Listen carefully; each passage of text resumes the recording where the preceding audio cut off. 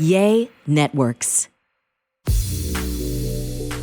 Welcome to In the Cards and Stars. I'm Brit Mogensen, and this is our premiere launch episode. We are launching today into outer space. I'm so excited. I've waited so long to be able to tell you guys that we are having this podcast, and I can't wait to bring you guys along for this journey. Let's talk about what we're going to be doing here, though. So we are going to look at celebrity birth charts. We're going to look at the tarot. We're going to talk about pop culture through the lens of astrology. We're just going to get a little weird with it, and we're going to have a good time. So before we get into it, though, there are a couple of things, little housekeeping. I want you guys to be able to really follow along and participate in the podcast, because it's not, it's more fun when we do it together, right? And I've mentioned this before on the old show, but knowing your birth chart and having that in front of you, having those placements is everything. And that's what we're going to be doing on this show as we explore other people's astrology, celebrity astrology scandals, all the fun things. I also want you guys to have all of your birth chart placements in front of you and to start to memorize them and remember them, because it makes such a difference in your life. It's just a way to self-actualize, to know yourself better, to understand, why you do the things you do. And it's also really motivating. I mean, knowing things like your North Node, that can help you get fired up for your destiny. Anyway, there's so much. So if you guys don't have your birth chart already, if you haven't created one, let's take a moment to talk about how to get one. So first of all, I really want you, and there's a reason for this, personal experience. I want you to have I want your eyes on your actual birth certificate. I want you to have looked at your birth time. And here's why. I think that, our moms, our parents, the day of our birth was probably a lot, right? And so if they don't have that birth certificate in front of us, we can potentially get the wrong birth time. And it's all with the best of intentions. For example, my mom told me that I was born at 2 p.m. So for years, and I mean years, I've been into this for a long time, I thought that I was a Sagittarius rising, and it was not true. I found my birth certificate the other day, or actually a few months ago, and I realized, oh my gosh, I was actually born at 4:58. And in astrology, that is a big difference, and that can completely change your rising sign. And it did. Turns out I'm an Aquarius rising, changed my outlook on life, made so much more sense, by the way. And now I just I went around to all my friends who have done their birth charts, and I was like, let's double check your birth time, because it's a really big deal. So if you don't have that, if you can't find your birth certificate, if, whatever's going on, there is a way to get your actual copy of that birth certificate by contacting, this is business all right? We're contacting the Vital Records Office in the state or territory where you were born. That is the info I got from USA.gov. And then if you don't have that, plan C would be to go to a chart rectification astrologer. You can research that. There are some people who really, they specialize in that. They can take the information that you do have and they can create a birth chart. It's a process, but it's really worth it. All right. So between now and next episode, if you don't have that info yet, please get that birth chart going. You can also go to my Instagram at Brit Madrid. That's with one T, and I will have a highlight for you. All right. So let's get into what's going on this week in the stars, your astrological weather forecast. So this is going to be a nice week, you guys. It's clear and mild. All planets are direct. Thank you, Lord. We've definitely been through a period where they were retrograde. I mentioned this before.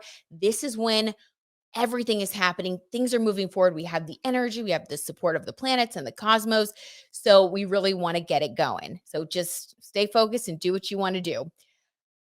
However, if you're feeling a little tired today, do not feel bad. Do not feel alone. We had a huge full moon, and I mean huge, a full moon in Leo on the 5th. And so this past weekend was really emotional for a lot of people, and whether it was good emotional or bad emotional, it was draining. And that's kind of across the board. There really is something in astrology called a full moon hangover. It will just make you feel a little bit tired. So if you've been feeling like you're dragging a little bit, don't worry.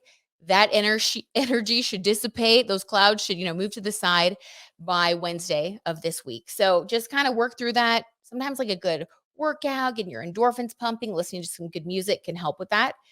And then other things going on. If you guys are listening to this on Tuesday, there is a really romantic vibe to today. So if you have a date planned, that's great. It's probably going to go really well.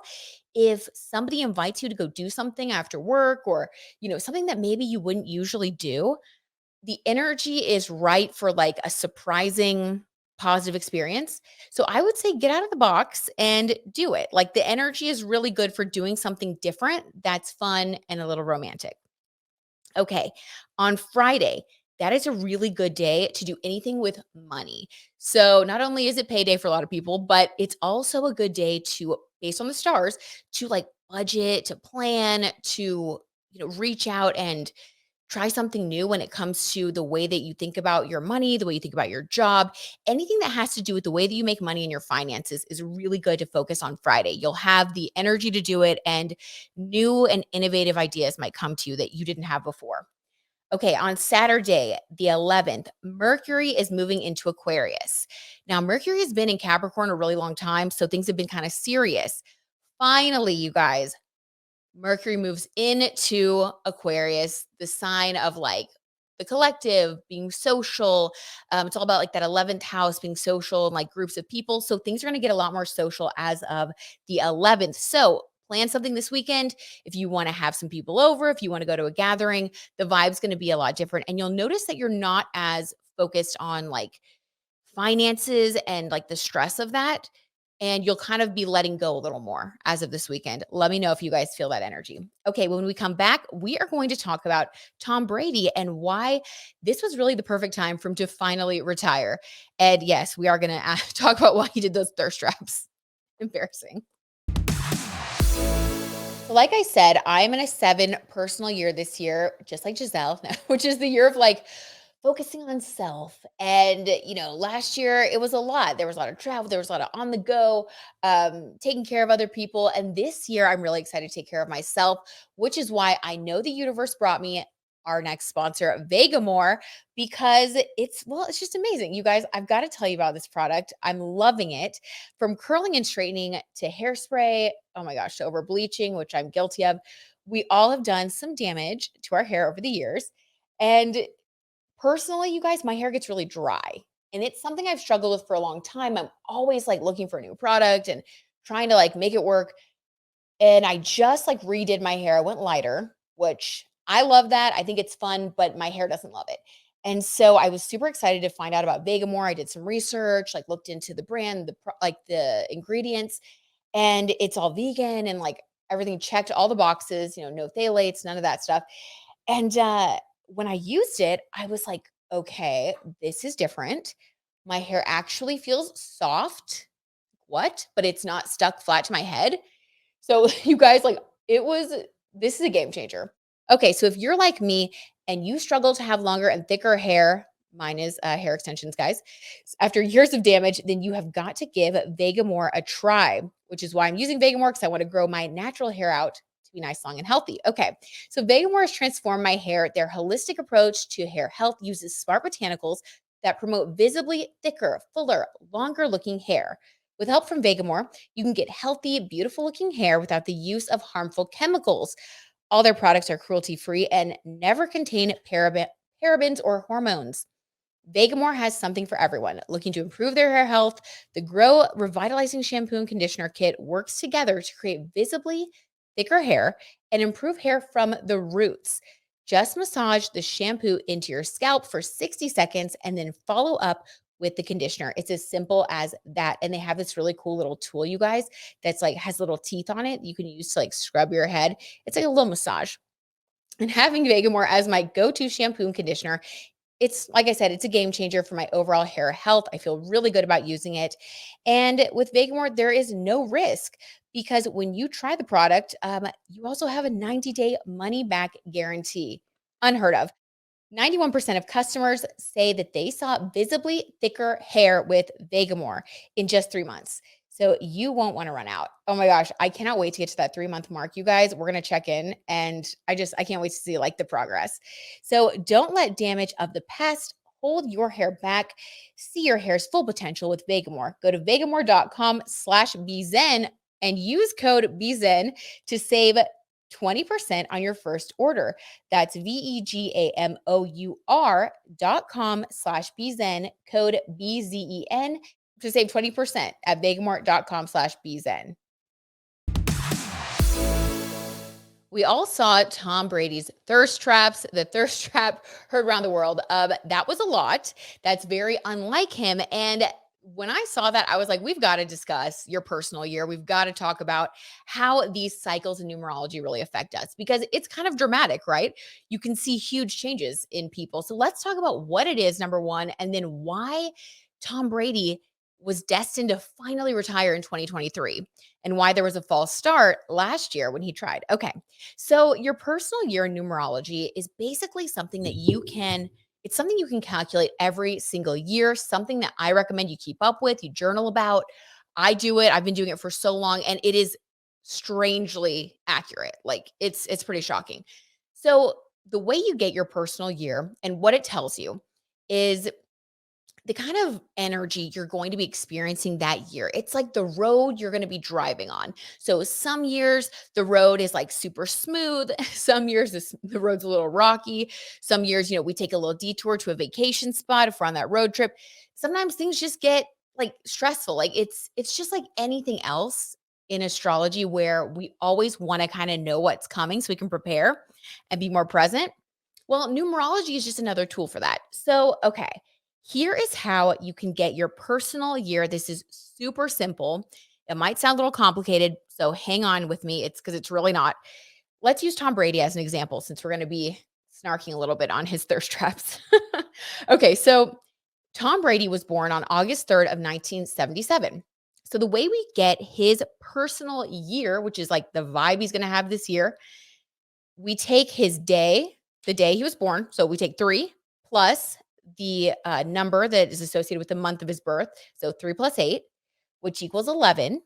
We're going to add 1 and 1 together to get 2. And then I know it's like so elementary. And then we are going to take this year for like just the collective year of 2023. We're going to add 2 plus 0 plus 2 plus 3. And then we're just going to keep adding until we get to 1 digit, which is going to be 7. 7 plus 2 is 9. I hope you guys followed that. If you didn't follow that, you can go to FeliciaBender.com. Great resource for numerology.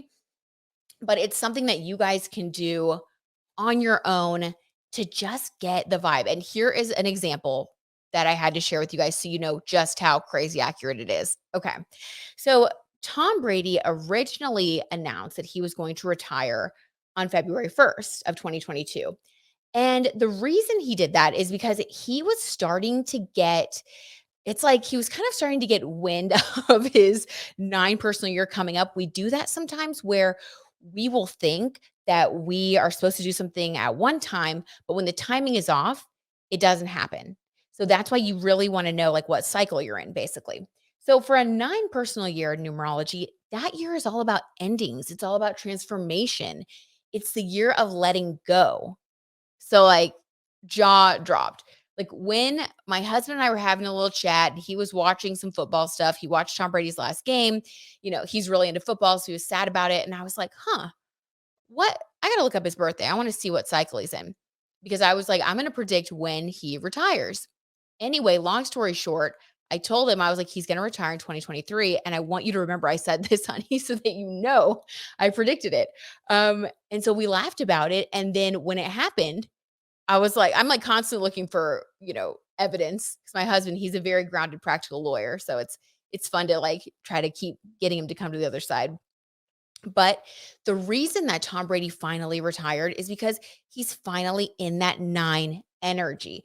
Ever since January 1st, 2023, he has started to get into that 9 vibe of starting to let go. So last year he was in an 8 year, and an 8 year is every single year is very different, you guys. They do build on each other, but they're really different.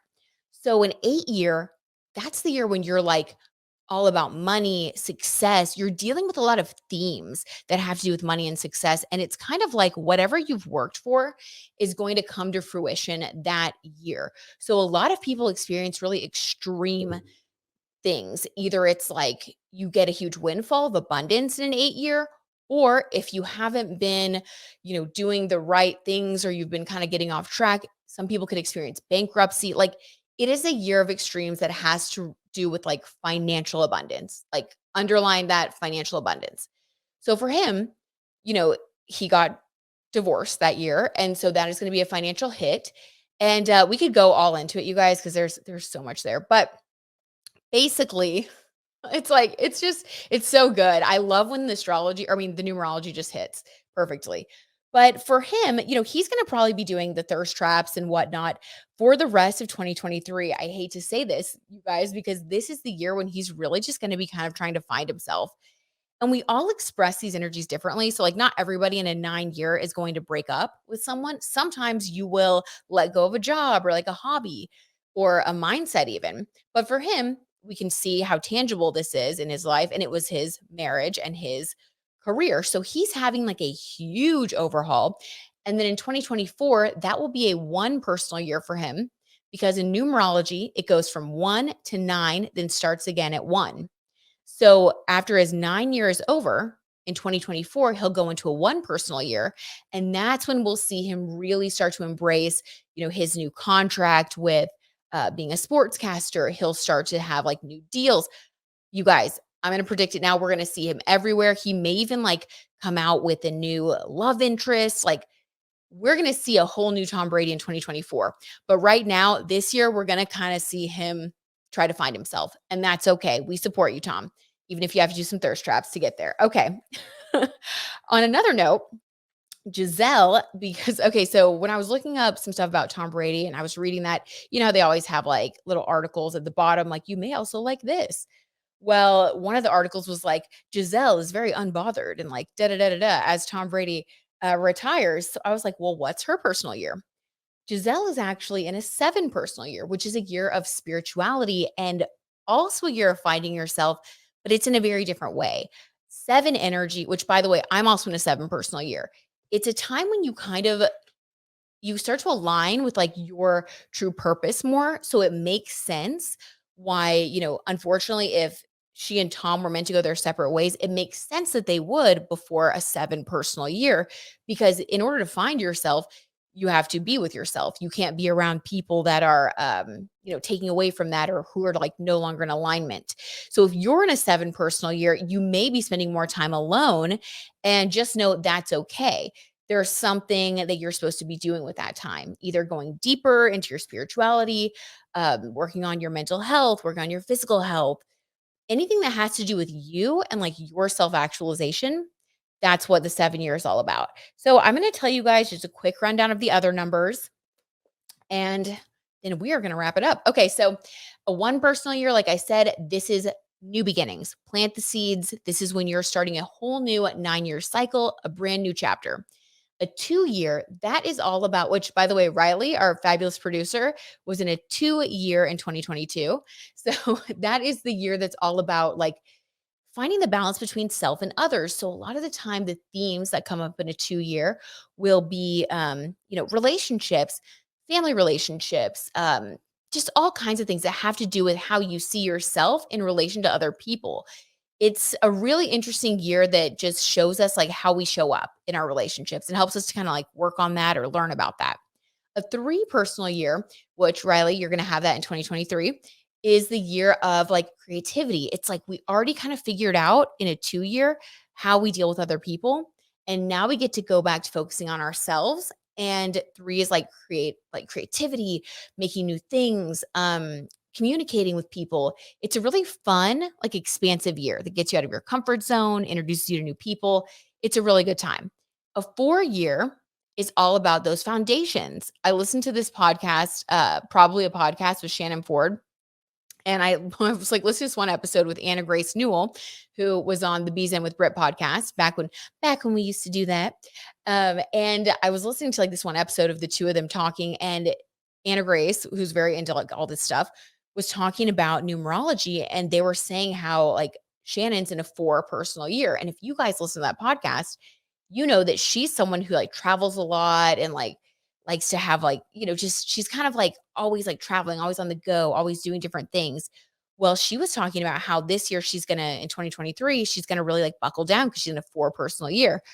And then she just like bought a house. So that's like that 4 energy. It's like buying a house, putting down roots. It's like getting your ducks in a row. It's more about like saving and just anything that has to do with like building a foundation.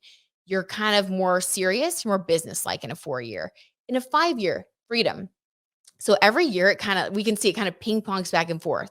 So then a 5 year freedom, you are exploring now. You have that foundation and now you can explore again. You're out and about. It's like about the 5 senses. So like things that are fun, things you can taste, see, feel. So you're really on a journey of kind of having a good time in a 5 year. In a 6 year, that's responsibility. So we ping pong back. The responsibility can be either things like getting married, making a commitment, having children.